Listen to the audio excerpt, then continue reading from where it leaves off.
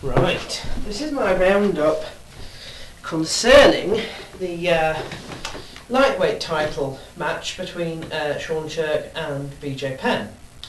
A lot of you will know that I was supporting Sean Shirk, and a lot of people will recognise that BJ Penn is credited with winning that fight. Whilst I don't actually dispute the outcome, I do think that had the round gone into a fourth round, that BJ Penn would still have won, probably by TKO within the first sort of minute. And I also recognise the fact that during that knee, I think that Sean Shirk had gone. I do think he had gone. But that's not my issue. My issue is with the way the fight was called. That's what I have a problem with. Between rounds, nobody is in physical contact with their opponent, and the idea is that they are given a minute, roughly, to recover, to clean themselves up, and get ready to go again. Now, it's very obvious to me that 60 seconds probably wouldn't be enough time for Shirk to get his act together enough to win the next round. I don't think. Why do I think that? I'm judging that really on the fact that post the match he didn't seem to know. He didn't seem to be compos mentis, and I don't know whether he would have recovered really enough in that 60 seconds. But I do know that he was getting up, clearly getting up off the ground at the time that the bout was called. I wonder greatly where his teammates were at that point in time. And my problem is not that the ref called the match.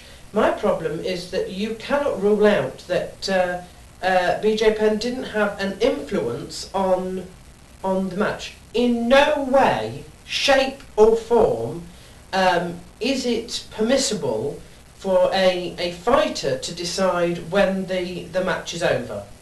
It does not matter if the person that you are hitting is pounded out. You are to carry on until the ref stops the match. In the same way, you are not to go up to the referee in between fights and go, oh, actually, I think the other fighter's done. You may as well call the match. And Penn didn't just do that. He was stood in front of a crowd of people who were clearly in overwhelming support for him, and he was waving his arms madly to signify that the match was over long before the bout was called. So much so that even Joe Rogan recognised the fact that BJ Penn has now been granted the ability to call his own fights. Well, how many times have there been situations where fighters have been unable to quickly get up off the ground between rounds, and yet have been allowed to continue, and okay, they may win, they may lose later on, but the point is that you're given a choice. Sean Shirk doesn't say that he quit. There's no evidence on film to say that he quit, although I think he was out of it in terms of knowing where he was. I think he was in control of his physical faculties, because he seemed to be getting to his feet, as far as I'm concerned. He may have been wobbly, he may have needed help, but that is permissible, that is allowed. What is absolutely outrageous is what Penn did in calling on public support from the crowd to force the referee.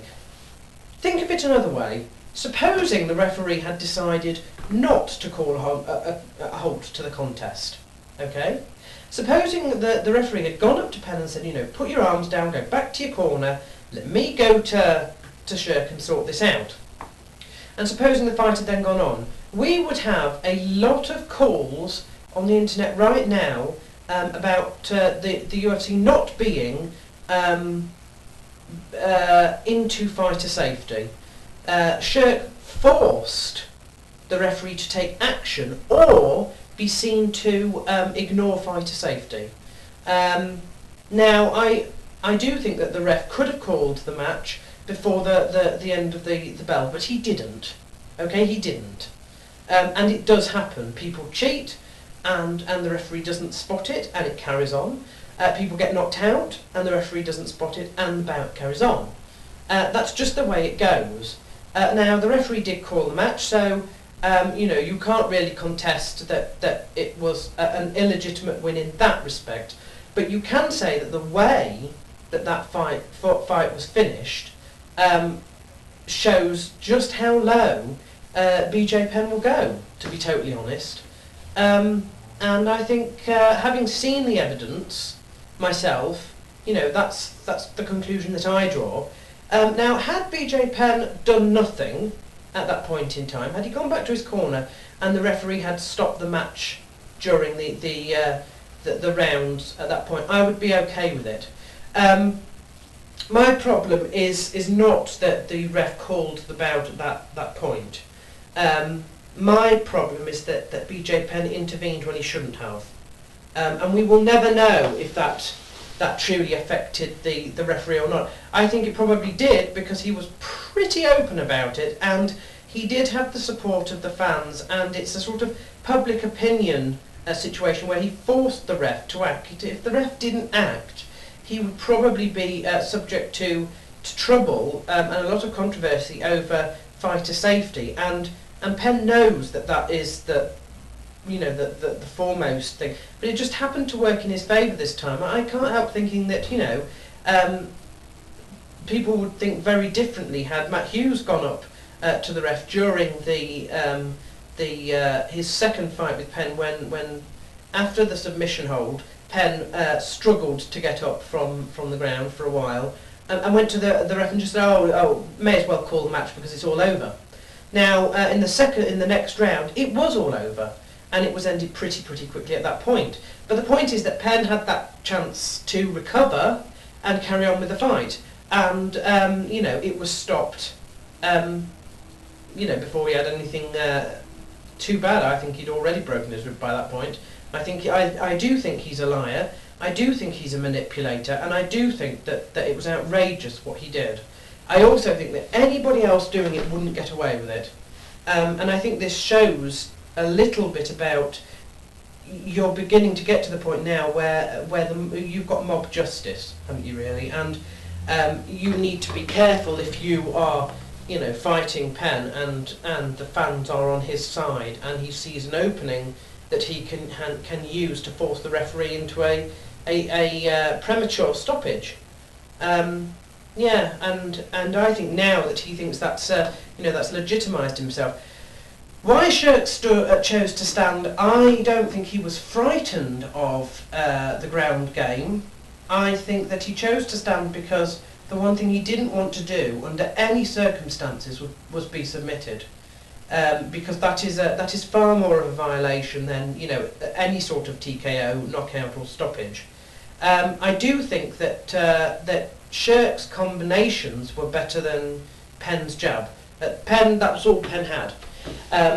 But the thing is that, of course, Shirk was not able to land his combinations, and Penn was able to land his jab.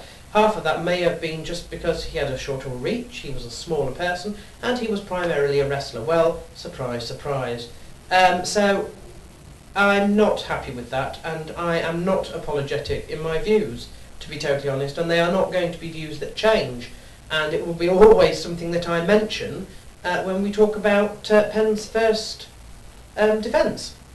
Now, hopefully he does what he said he might do and vacates the belt and goes to welterweight. That would probably be okay, but I'd still mention things.